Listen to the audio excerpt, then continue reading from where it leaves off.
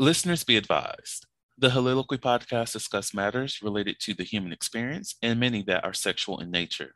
Due to this, some conversations may surround triggering topics such as sexual violence, self-harm, abuse, and much more.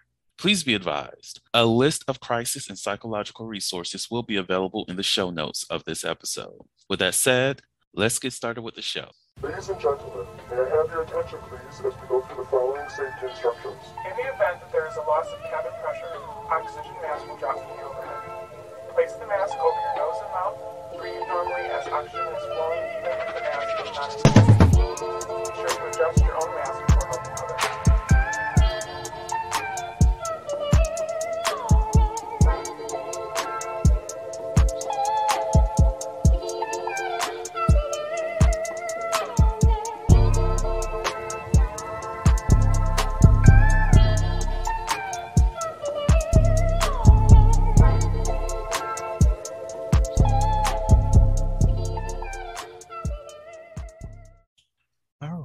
All right. Hello, everyone. Welcome to the Soliloquy podcast, where we step out and speak on sexuality.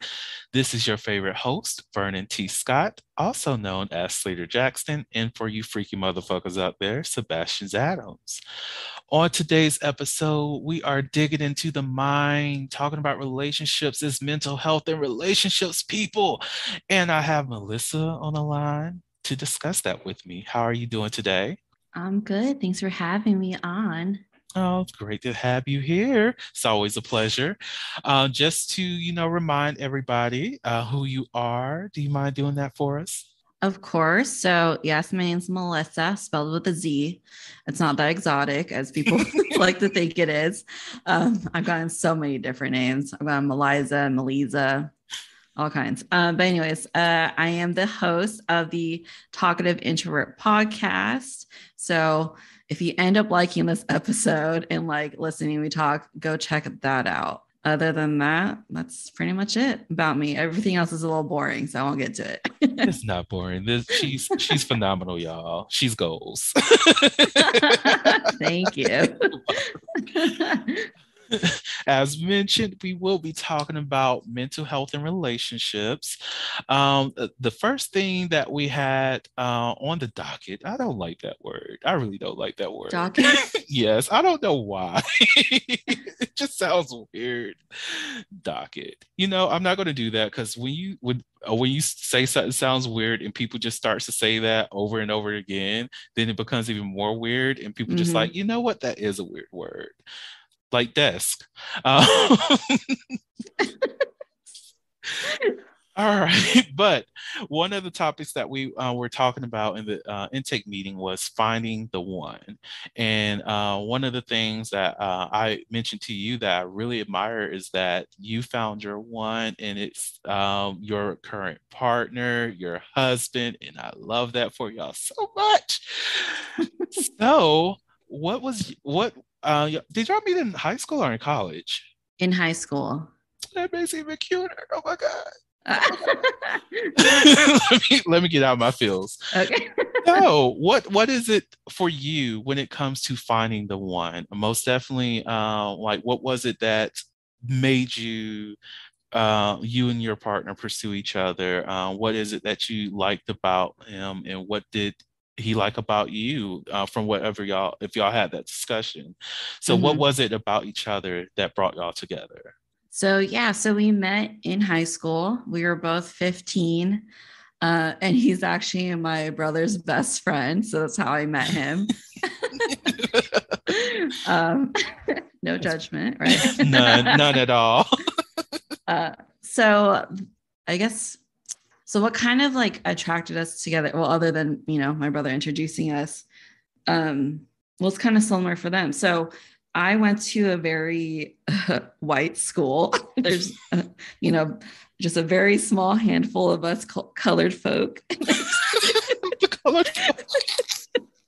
There really wasn't that many. I think there was like in my class, I think there's just like one other Filipino chick, and we knew of each other. We weren't really friends, but we acknowledge each other as a, you're my fellow like Filipino.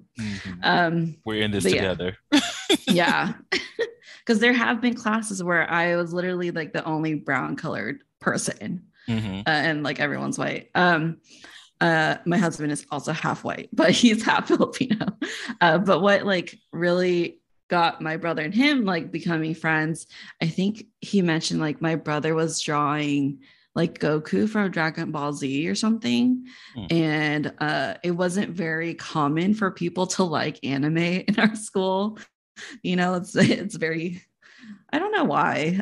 We also went to kind of like a rich school, but we also were not rich. They had our school district here has open enrollment. So like that school, for some reason, I guess it's because they get really good scores, like star testing and stuff. So it's a like sought out school. But anyway, so that's why my parents wanted us together. It's a good school, whatever, blah, blah, blah. But it was a little different. And so he was kind of like the only other person that like also liked anime and also liked playing video games and also liked all this kind of stuff. And so that's what really attracted us to each other. And we liked similar music at the time. We really liked emo music, I don't know. Are you a millennial? I am. You are. Okay. So you remember those days.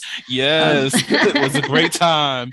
I remember the metrosexual to the emo to the, we're just here. Yeah. Exactly. So that's like what really got us attracted to each other, is that we like similar things, and we used to talk to each other a lot. We used to chat on MySpace. Do you remember that? Oh my God, MySpace. I'm like aging us right now. Yes. MySpace was lit though. Look, when you get to make your design your profile, that's Facebook would never win because of that. Like they had middle school, high school students learning how to code before coding was actually a thing, like for other people to do.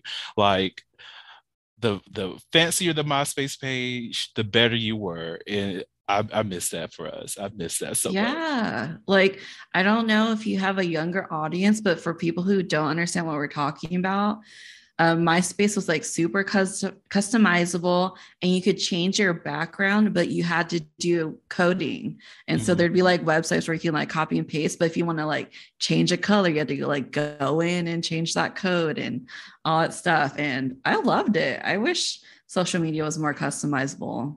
Right. Like I remember my page had like a playlist.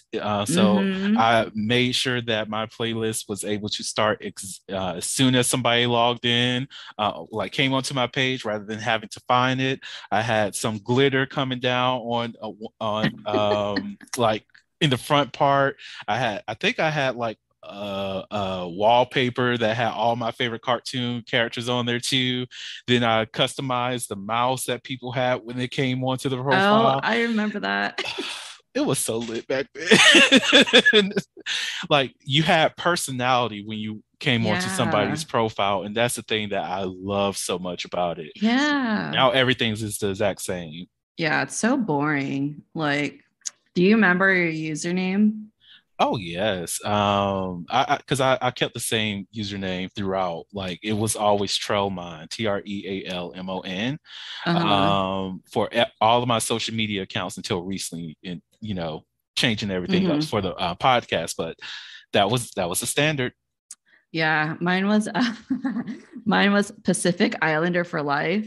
Yes, the number 4. Yeah. Of course. Love it. Oh. Anyways. Oh God. Sorry, y'all. We had to have an old moment. Yeah, just don't mind us millennials. Oh, we're not appreciated enough in this country. So look, I love it.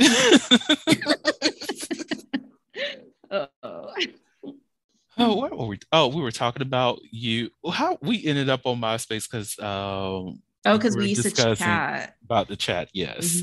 Yeah. So we used to chat like every day on MySpace, and yeah, we just like built our relationship, and he used to come over a lot because obviously, my brother's best friend. So he slept over a lot. I saw him all the time. I saw him at school.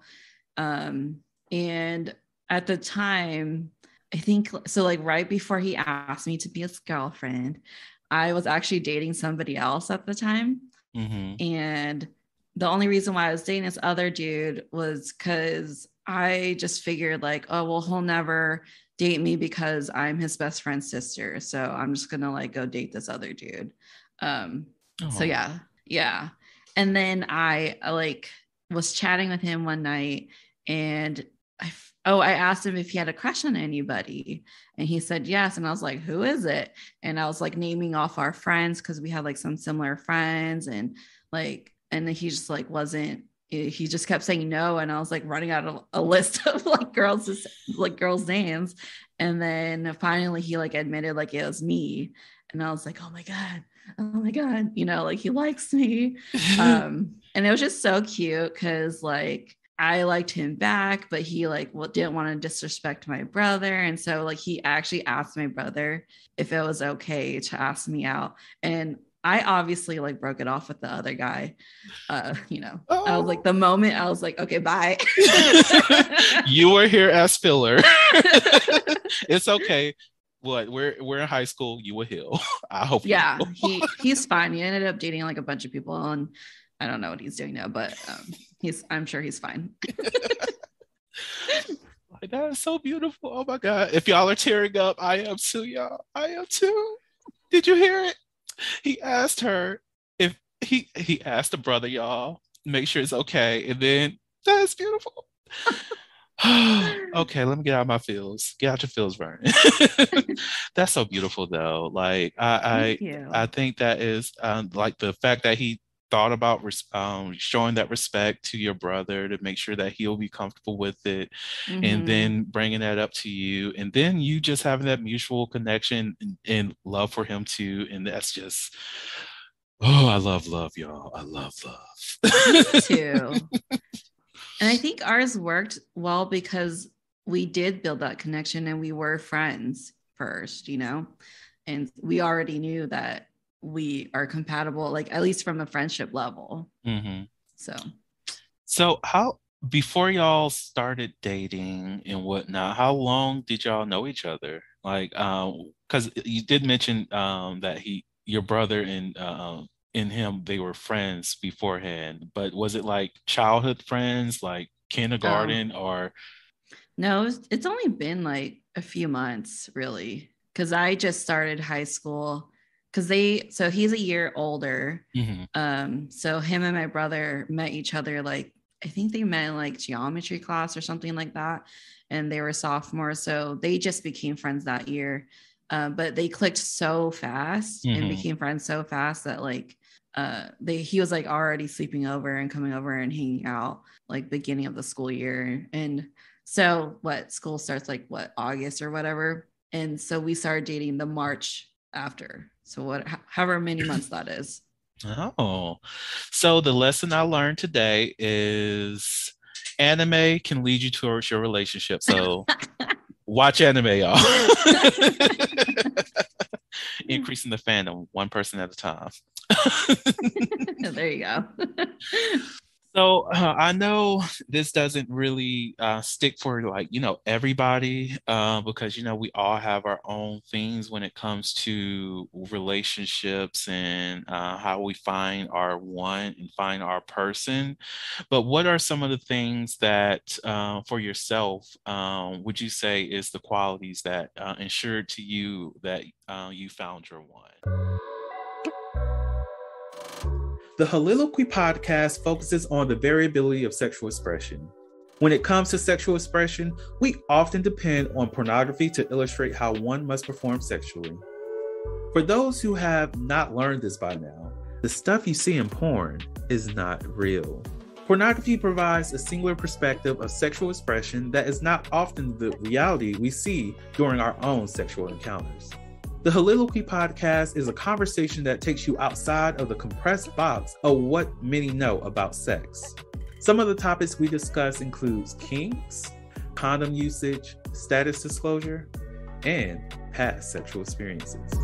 The Soliloquy podcast steps out on sexual norms and recognizes that the norm is not the only normal. Subscribe today and join the conversation. For yourself, would you say is the qualities that ensured to you that you found your one? Was it because of the friendship that y'all built beforehand solely on that, or was it the personality, the communication? If you can name like 5 or more things that really built that connection and make you realize that this was the person that you really wanted to be with, what would that be? Whew, okay, let me think about it. So I'm just thinking about, it was really hard when, like, high school was great because it was easy. You know, you went home, you only saw each other at school, really, because when we started dating, my mom's like, yeah, you can't sleep over anymore. So we really, my brother was not happy about that. So we only got to see each other at school. And so I think our relationship, even though we've been together since we were 15, it really didn't blossom until like after college, kind of. And so we did move in together at 18. But during that time, like 18 to like your early mid 20s, you really are just trying to figure yourself out. Mm-hmm. And so that during that time was a huge struggle for us. Like we almost broke up a bunch of different times. And so I think what kept us together, though, what made us stronger at the end is that we figured ourselves out. You know, like we understood ourselves. And, you know, there's that saying, like, how can you love? What is it? What does RuPaul say? Like, how can you love yourself, or how can you love anybody else if you can't love yourself? I think that's it. Something like that. Something like that. But like, anyways, if you guys don't know who RuPaul is, like, where have you been? Right. But yeah, so we like figure ourselves out, and also like our communication got better. Communication will always be key. You hear that all the time, and it's still like a huge pain point for a lot of couples. And it's like, just talk to each other, you know, be vulnerable with each other. Like if you can't be vulnerable with each other, then you need to figure yourself out. Like, why can't you open up, and why can't you be that? So I guess like communication, vulnerability, and the fact that you legitimately enjoy being in each other's space. Like I absolutely hate when movies talk badly about their spouses. Like, you know how it's so typical in a movie for like the husband or the wife or whoever, the spouse is always like talking about the ball and chain, or talking about like how they're so glad to be away from so-and-so. And it's like, if you don't genuinely like being with the person that you're with, why are you with them? Right. You know what I mean? Like, I understand wanting your alone time, and, you know, people are people. You get frustrated, you get annoyed, whatever.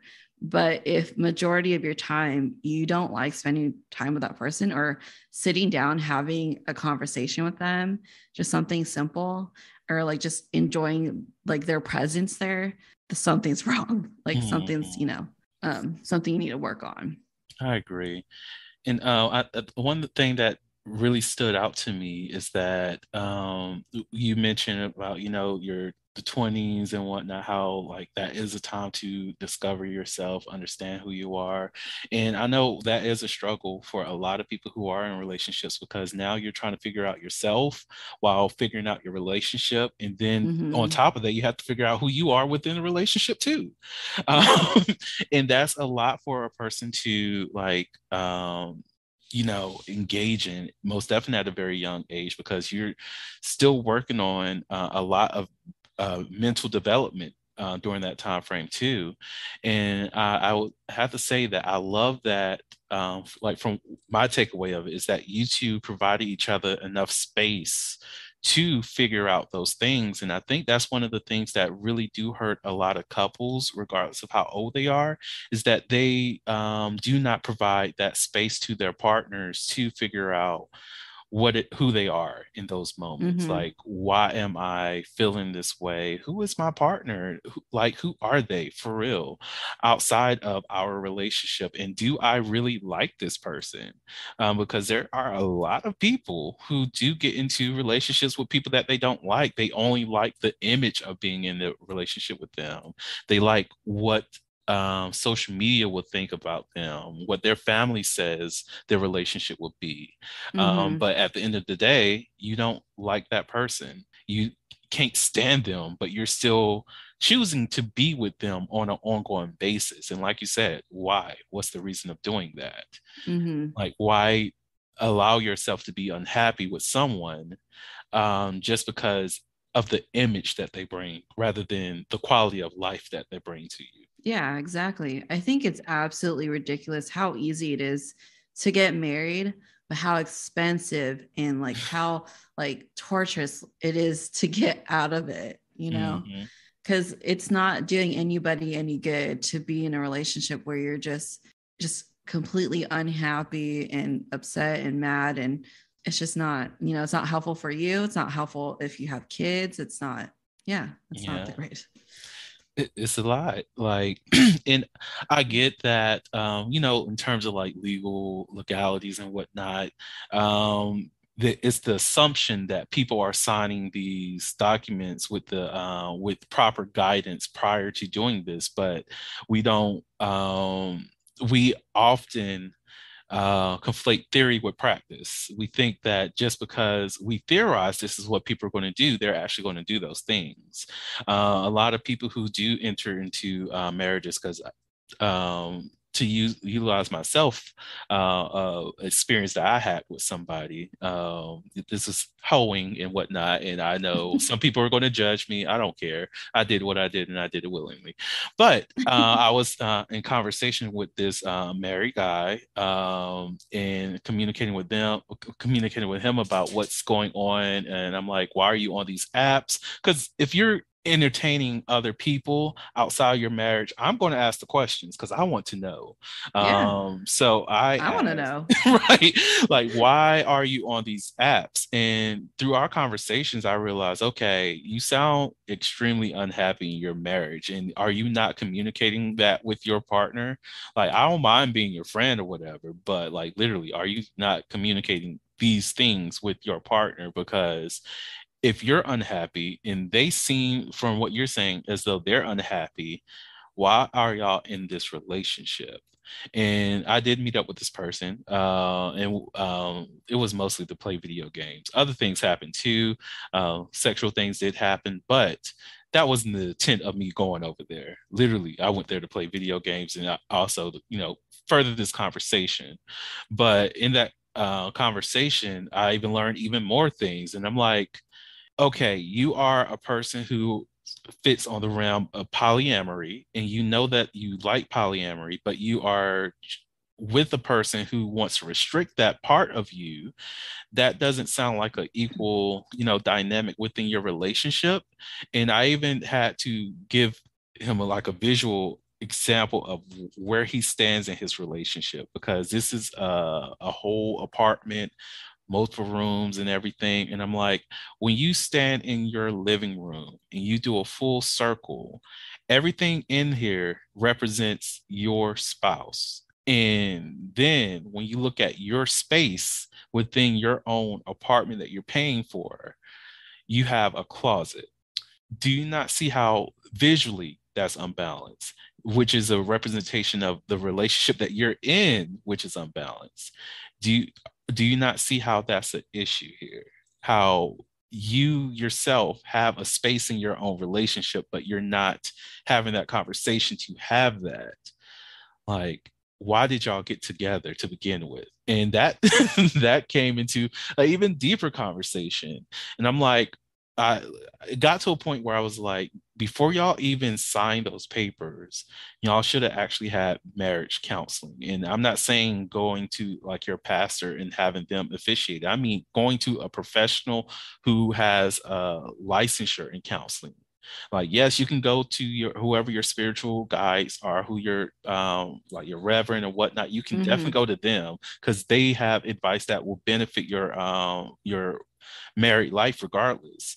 But make sure you have someone who's going to provide an education based off of what works in relationships too, so that y'all have those tools to communicate y'all's problems effectively before you make those decisions that's going to be hard for you to get out of. Now you're stuck in a marriage where both of you are equally unhappy.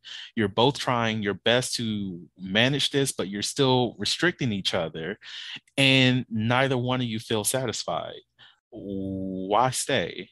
Why continue that pattern? Why not try to fix it? Yeah. And even like before marriage counseling, like ask yourself why you're even getting married to begin with. Because I was doing an episode on my podcast about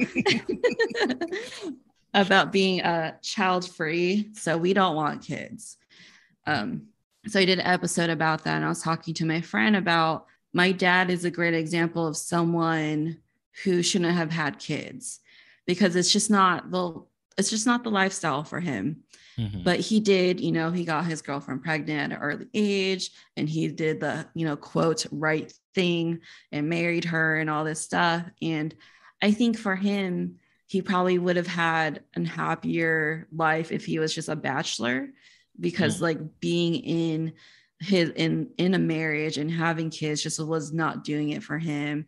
He slept around, like he was a womanizer, and he just couldn't stay put, couldn't stay in the house. And for some people, that's just how they are. Like that's not their lifestyle. And for this person that you're talking about, like maybe he is poly and shouldn't be in a monogamous, relationship.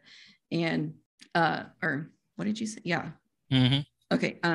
And so like, that's something you need to ask yourself, like, are you getting married because you actually want to get married and have this committed relationship? Or are you married because it's like the social norm, it's expected of you, it's, it's the next step into adulthood. And but there's not a one size fits all. Like not everyone needs to get married and not everyone needs to be in a monogamous relationship. Yes, exactly. Because I even think about my dealings with my ex. And this is also a part of me identifying who I feel as though may be the one for me. Because I would say my love language is somewhat within music. And if you can make me feel a certain song when I think of you, then I will definitely say I'm in love with you. And that is a feeling that I had with my previous partner. And that actually made me feel though, I might be open to marriage. Because before then, I'm like, I don't like that so much. It's too much stuff going on there. I don't know. It's not for me. But just even having that feeling of, okay, this might go somewhere is making me think about long-term things that I can do with this one person, just me and him together. I like what I'm seeing. I like the way that this can build. But after that, I also realized that I do like the having more than one person. That monogamy does not necessarily work for me. But if my partner or partners do make me feel that song, do make me want to sing that, do make me want to engage with them in a deeper connection, then that's when I know I found the one or ones for me. Yeah, I forgot where I was going with that.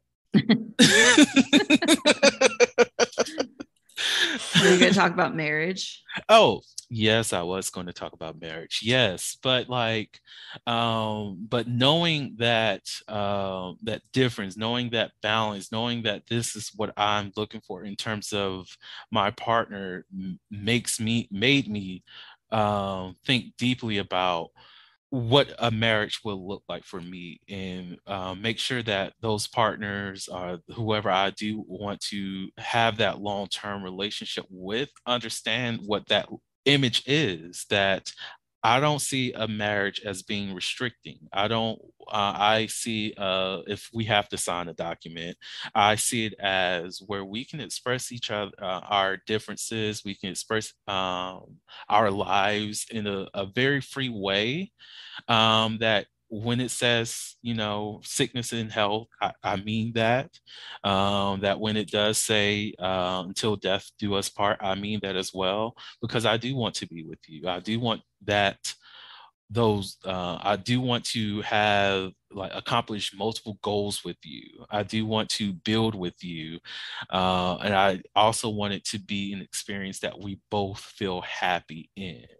I don't want like like prenups and stuff like that. I'm very comfortable with those because that's like a financial decision. But outside of that, I don't want there to be any restrictions on how we express the way that we love each other, or how we may be able to express love with other people, because I want there to be full trust and freedom within my marriage. And just communicating that with a partner is something that is necessary, something that a lot of people don't, many people do not factor in when they do go into making that decision with who they want to marry, or if they are into marriages, is what is my personal definition of what I want within a marriage, and is this person that I'm looking to propose to, do they want that same thing? And if they don't, then you automatically know that's not the person for you. Is nothing bad about it, regardless of how much emotion or how well invested you are in that person. There will always be someone who's willing to meet the same standard of the relationship that you're looking for. Yeah, I agree 100%. Because there is, there's two aspects to it, right? There's the touchy-feely stuff, like, like for going kind of back to like earlier, like why I thought my husband was the one is because, I have all those feelings. Like when I hear gossip or like drama or something, the person I want to go to is my husband. Like the, because something happened recently and I was just kind of just waiting for him to come home. And I was like, oh my God, spill the tea. And like, we just talked about it and, shared the stories. And it goes both ways, like if I'm with my girls and I hear something like spicy or whatever, like I just want to go home and like talk to him about it, like, so there are those like touchy feely stuff, but it's also like the other stuff, I guess, like, if you're thinking about it, because I work in IT, there's like the functional side and the technical side. But like the technical part, like, do you want the same things? Do you guys both want monogamous or open relationship? Do you want kids? You don't want kids? If you do have kids, are you going to raise them in the church? Are you going to raise them to be agnostic? Are you going to, then your like political differences, and there's so many other factors that go in it, because the emotions are important. They're very important. But like, so is the technical part, because if your partner wants kids, but you don't want kids and you end up having kids, there's a good chance of you resenting that person for making you have kids, like, and that's just gonna be a part of your relationship. They'll be there in your relationship the whole time. So you do have to like talk about all of that, the technical stuff. And just to double down on something, it is okay for people not to want kids, because I've experienced the shaming myself. Granted, I do want to have kids in the future, but it's still the why don't you have this yet? And I'm like, are you going to be paying for them or not? Like, don't ask me to have anything that you're not about to pay for. So exactly. Like, we're not playing these games. But it's like, I hate that. Most definitely, whenever a woman says that they do not want kids, there's that some people have that automatic response of wanting to shame them into doing it, because everyone should have. No, not everyone wants to be a parent. Like one of my coworkers, I don't know how old she is, and I refuse to ask her, but she keeps leaning towards dating herself, but I'm also trying not to do the mental math to figure out how old she is, because she's met James Brown and everything, so I know she's at least 50. So there's that. Well, she said that when she knew him when he was like young too. So that's like at least 60. So I know she's at least 60. So it's like, well, her and her husband, they have not raised any kids. They don't have kids. And she said that was the best decision of her life, is not to do that. But she's still the model auntie. She most definitely for her siblings' kids, she's always there for them and their grandkids. She's there for them. She never adopted anything like that. But she has strong maternal energy, and I love that, because it's like going into work, I'm just like, hey, how you doing? And she just calls everybody's baby. And I know she hears this, she knows I'm talking about her. Hey, Miss Pam, love you. But like she mentioned so many times that throughout her life, people ask her, why doesn't she have kids? And even younger, like, because she was in education, some of her students will ask, why doesn't she have kids? And her main thing was be like, because of how y'all act. That's the main reason why. But I'm like, that makes sense, because kids these days can be very, very, very tiring, and I don't want to deal with that.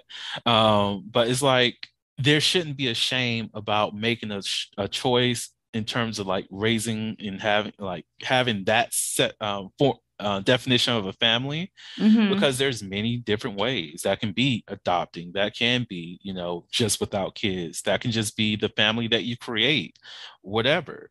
So I just wanted to put that out there. Yeah, thank you. Yeah, I think it's really important to tell people that it's okay that you don't want kids. And my family is me and my husband and our dog. That's our family. So whenever I tell people, my family, some people do assume I mean kids, but it's like, no, that is my family.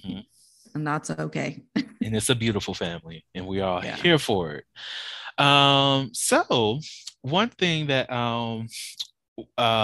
we did say that we were going to talk about is dating in today's age.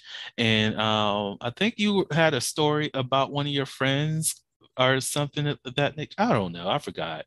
I know I definitely wanted to mention how it's rough out here. So if you are already married and you're in a relationship, I'm talking to you listeners directly. Do not get a divorce. Like, while you're in your relationship with your partner, y'all figure out, have a conversation, figure out what's going on. Go to couples therapy. If you love them in the past, figure out why you don't love them now. If it doesn't work out, then break up. And I'm going to warn you, these streets is messy. You don't want to be out here. It's crazy.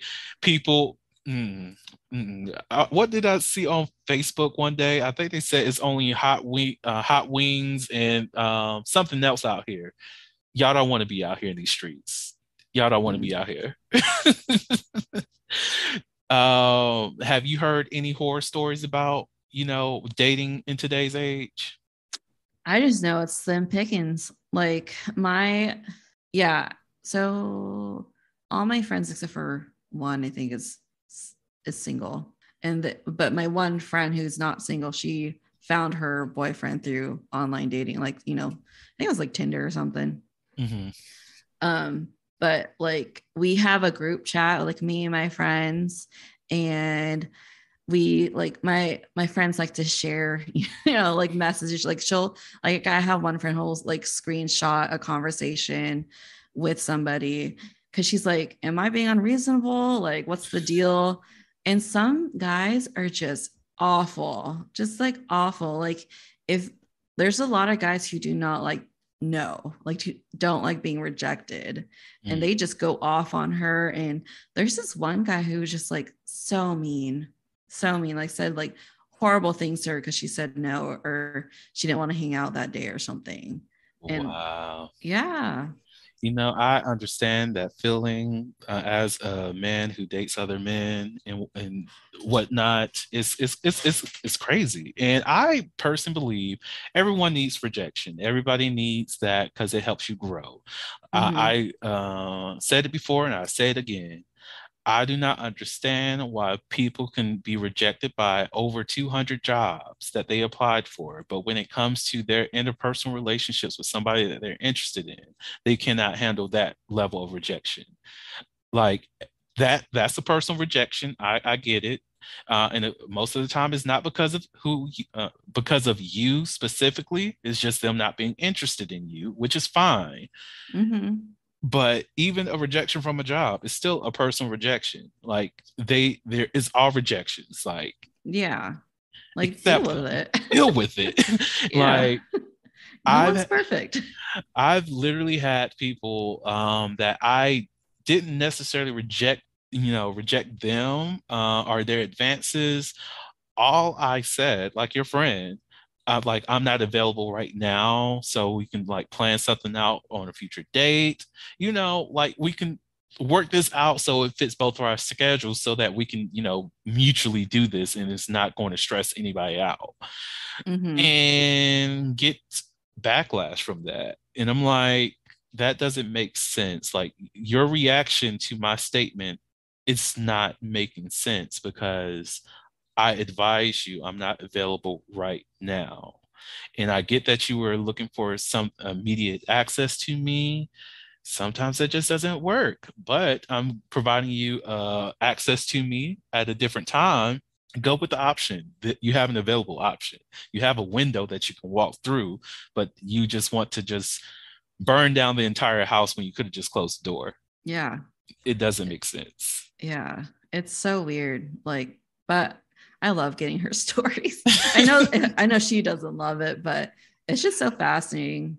And like the one thing she gets a lot, or just all women, I guess, apparently, and I don't know, maybe men, just a lot of penis pics. Oh yeah. Just a lot. I It's don't like, get it. why? There's no need for that. It's like Like, ask. Just ask. It's fine to ask. Like I might be interested in seeing at that moment. Like clearly you want to send this because you're proud of your dick. And so it's the worst person of podcast listeners. I know I said that I have that news thread on the Twitter page. Y'all can still utilize that. Feel free to post your dick pics. I don't care. Whatever news you want to drop, do it. I don't care. I have a pin thread on there, and I just say, here, post your news. If anybody wants to do it, okay, they can. But fun. that's for those people who love to see news. At least they have a space where they can just see news. Okay. But like the worst thing to do is to send me a nude pic of you and think that I'm going to boost your ego. Because that's never going to happen with me. Because what the most I will say is, okay, that's nice. Or ask you the question, how are you doing? Because I'm just going Mm-hmm. to ignore the fact that you just sent me a dick pic because I like conversation more than I like seeing a nude body. Yeah. And it's like having an expectation that I'm going to automatically appreciate wherever you send because you're proud of it is just going to ruin your day. I just want to know, like, what's the objective? Like, what do they want?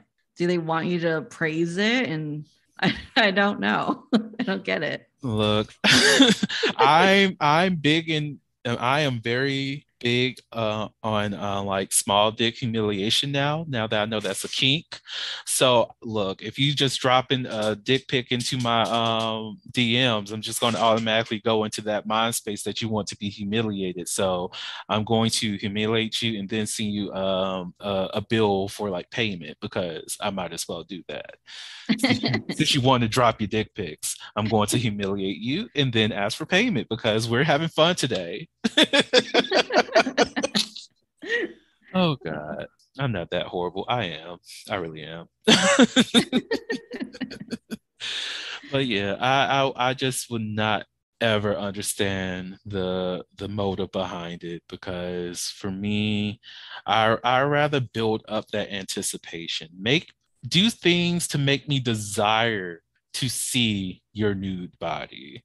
Like Yeah. if I'm having just a great conversation and you're expressing yourself and we're starting to talk about things sexually and we are communicating what we like and what we don't like within those acts and then you bring up, hey, would you like to see what I have working with? Might as well. Let's see. You asked. And also, if you offer something, sometimes it's best to offer without the desire of reciprocating anything back from that. Like, if you want to share, then share. But that doesn't mean that the other person is required to share the same thing that you sent, because Yeah. we did not enter into a business deal. Let me know. Like, was that the expectation? Let me know beforehand, because you're not getting it back from me, but I appreciate you sending it. Like, now, if again, if I'm feeling you and I know that something is going to, develop from this, I don't mind sending it. I enjoy my nude body, so Hmm. I don't mind sharing it. But again, it's build up for me. Yeah. Like sending a dick pic is like, it's like going straight into penetration without the foreplay. You know Oh, what I mean? why you had to say that? That was exactly it. Literally, that was exactly it. And I'm like, damn, that's real. Very That hit you. disappointing. That hit the heart. That's a sound bite right there. Right? Wow. Yes. Yes. You said what needed to be said. On that note, let's go ahead and transition over to never have I ever, cause yes, that's the word. So, you ready for some never have I ever? Yeah. So this one is, never have I ever called my parents while drunk. Ooh, have I done that? If I have, I don't remember. Melissa, you be getting drunk like that? Not now. Maybe like my early 20s. Look, I think most millennials have that have at least one drunk story that they definitely do not remember, and I think there's a good number of us who've had like blackout drunk stories. Oh, yeah. Definitely have two. Uh, Subscribe to the Patreon if y'all want that story. I have not. I know I have not contacted my dad while drunk. I have definitely contacted friends while drunk Mm. to get their advice on decisions, and they're just like, you already made your mind up before you even called me, so why are we, essentially that was the gist of the conversations. And I'm just like, because I wanted y'all to tell me not to do it, that's the reason why. I needed that. But yeah, parents wise, no, not at all. Yeah, I don't think so. I'm too scared of my parents. Right. Like, Like, I don't need y'all to be knowing what I'm doing right now. Like, I'm drunk. Let me be chill. I'm in my yeah. space. So this one, I feel like you've done this. Mostly, this is me gender stereotyping. I will be honest. Okay. Never have I ever written something on a toilet wall or door. Oh, okay. The only time I did was because it was a like a tally. It was like Harry Potter versus something else. What was the versus? Shoot, I can't remember. It's like Aragon or whatever that other, like, I don't remember, other movie. But I was like, I had to go for Harry Potter. I don't blame you. I probably chose Harry Potter too. And I feel, was this like during high school? This was in college. That was my second guess, because I swear I used to hear plenty of stories about girls' bathrooms having like the most interesting things on the walls, like the doors of the stalls. And I'm like, if only that would existed in like the male bathrooms, because it's like, yeah, you might have something in there, but for the most part it's like dick pics. It's like a drawn dick, and I'm like, I Yeah. don't care about that. Like, No, that's true. Women's bathrooms, they're so different from men's bathrooms. And I know that because I used to work at Chipotle and clean bathrooms. But like in the girls' stalls, I remember in college, like some of them are really nice. Like, you can do this final, or like, you go, girl. Or like, like if you need someone to talk to, like, and they put like someone's number, it's it's a lot nicer. But when I used to work at Chipotle, I just remember thinking like, why are boys so gross? Like, no, sorry to generalize, but it's okay. in the women's restroom, it was always so easy to clean it. Like, you're in there for like 10 minutes, you're done. Like when you're like in the closing. shift, but the men's restroom, oh my God. I just remember all like every night was different. And I don't know why, but like sometimes they'll stick toilet paper on the walls for some reason, or they'll like pee all over the place. One time someone smeared poop on the wall, and I'm like, why? What the hell? Like, if this is Chipotle, and it was like in a nice part of town too.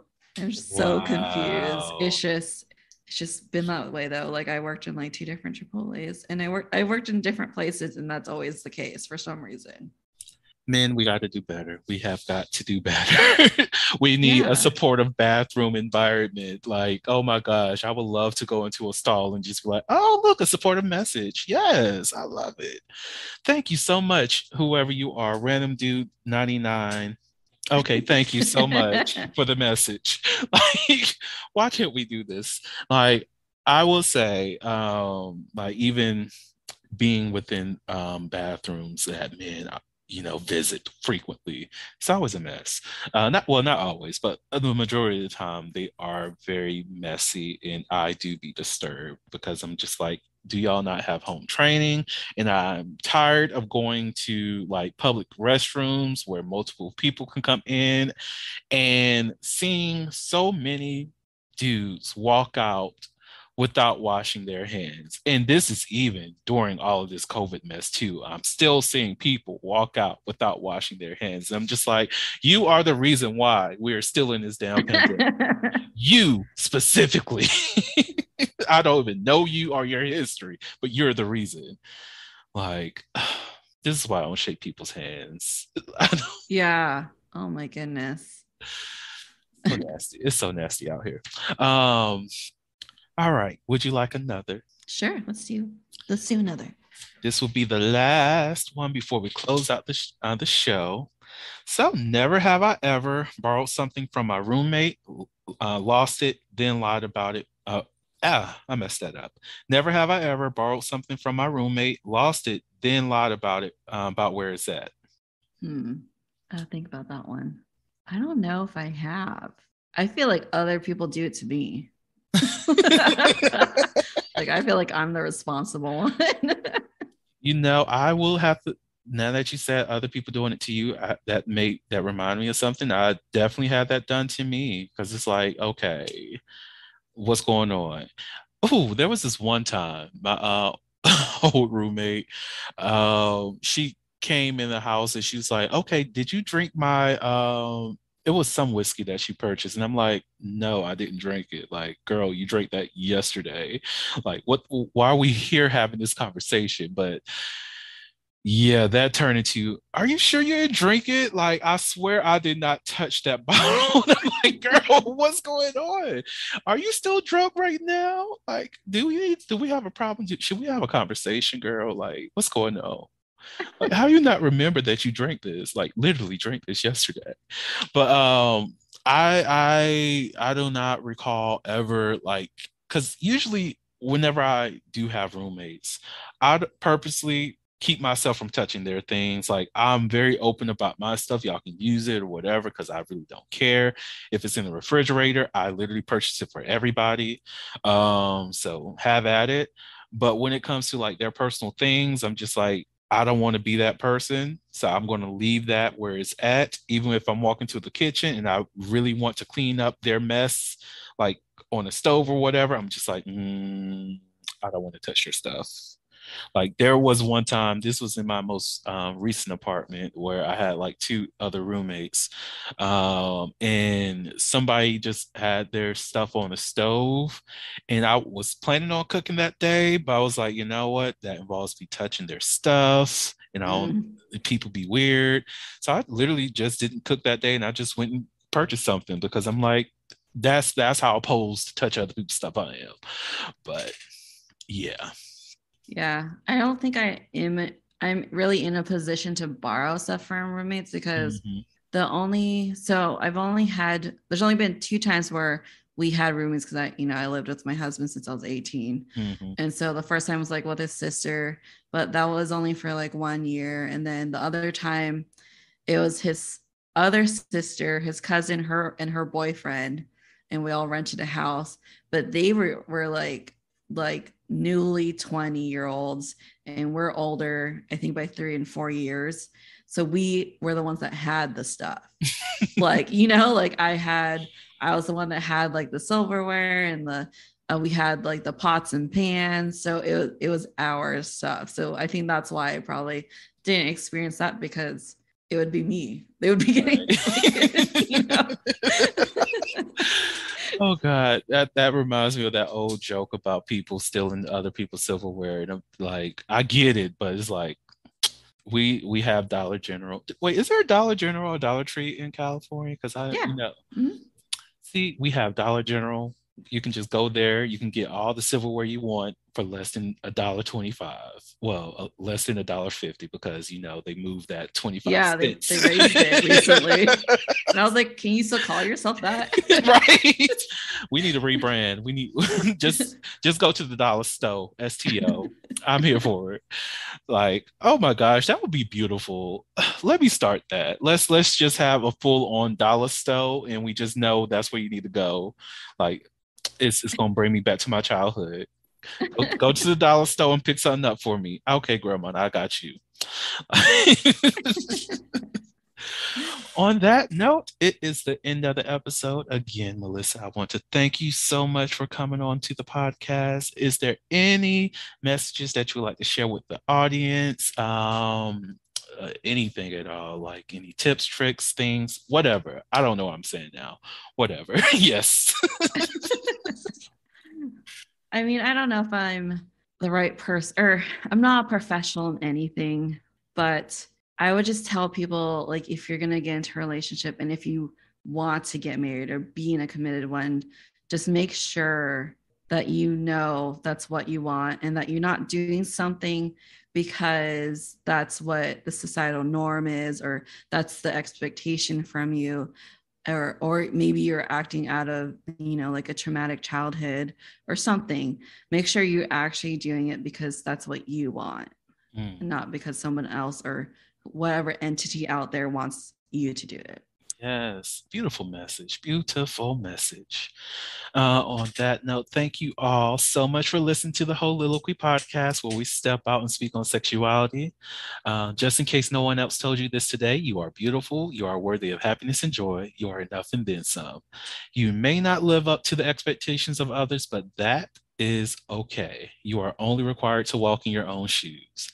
May each day you live lead you towards abundance. With that said, love you all and see you next episode. Bye. Bye. Thank you for listening to the Holiloquy podcast, where we step out and speak on sexuality. You can subscribe to the podcast through your favorite podcasting app and find us on the web at www.holiloquy.com. That's www.HEAUXLILOQUY.com. Share the podcast with your friends and join the conversation.